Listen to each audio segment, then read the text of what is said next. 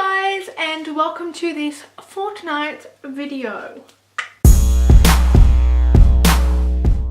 So I am back today with a new video, and I am going to trial out some story generator thing, and then I'm going to read them out to you guys and see what I'm going to insert nonsense words.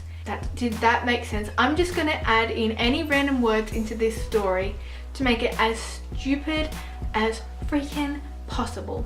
So let's get on to the video. Okay, I'm going on a website called gigglepedia.com and making up a funny short story. Okay.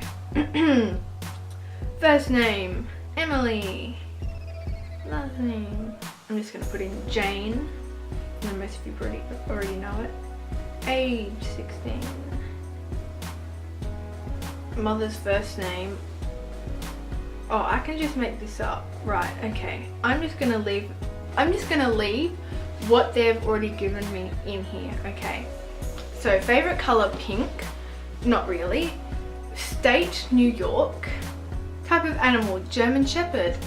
Favorite TV show, Fawlty Towers. Something to hide behind, a bush. Actually, I'm just gonna say a tree.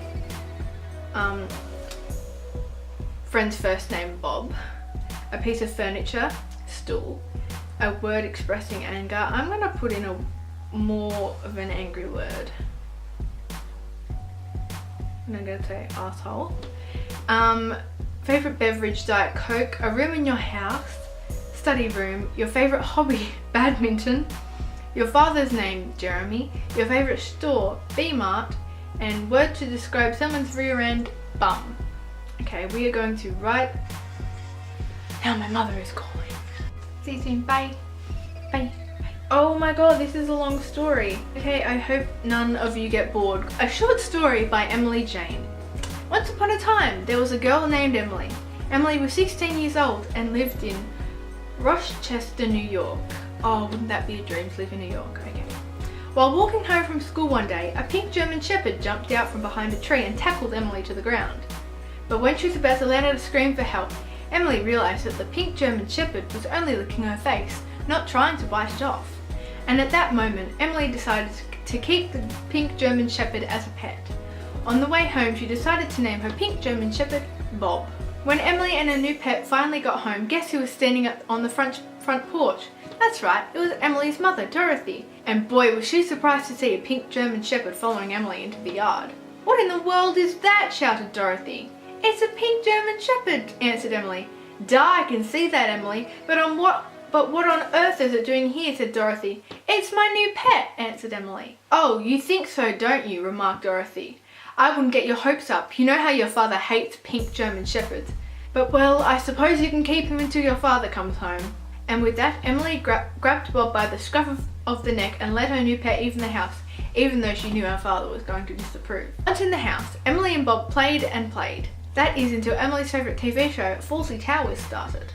At that point, Emily forgot all about Bob having an unsupervised run of the house. That wasn't until halfway through Fawlty Towers when Emily was brought back to reality when she heard her father shout, "Asshole! Emily, get your bum into the study room now!" With that, Emily rushed into the study room to see what all the fuss was about. "Will someone please explain that?" asked her father. Then, as Emily followed her father's finger to where it was pointing, she instantly knew what her father was so upset about. There, smack dab in the middle of the stool, was the biggest pile of German Shepherd doo-doo she'd ever seen. "I don't even want to know how that got there," said Jeremy, "but you'd better get it cleaned up now. And you had better get rid of whatever it is that could have done such a thing." Well, knowing her father as well as she did, Emily knew that there was no sense even asking her father if she could keep Bob for a pet. So, without hesitation, Emily set out to find where Bob was hiding. After a few minutes of looking, Emily discovered Bob crouched beneath the table that Emily did her badminton on. I didn't realise you did badminton on a table. "Come on, Bob, it's time to find you a new home." "Hey, don't look at me that way. I'm not the one who did the dirty deed on the stool," scolded Emily. "Thanks to you, I'll never get to have my own German Shepherd." And with that, Emily led Bob out of the house down to the local B-Mart. They had a dog section, and Emily knew the owner would find Bob a good home. So after saying goodbye to Bob and thanking the owner of B-Mart, Emily walked back home and attempted to drown her sorrows by slamming down a half-dozen Diet Cokes. But Emily's pity party came to an abrupt end when her father reminded her about the mess she had neglected to clean up. Lo and behold, midway through the cleanup, Emily suddenly became thankful that someone else was going to have to do it from now on. The end. That was quite an interesting story. Poor me, or fake Emily, who got a pet and then lost it, had to take it back to a store because her father wouldn't allow her, but then she realised, hey, if I don't have the dog, I don't have to pick up dog poo.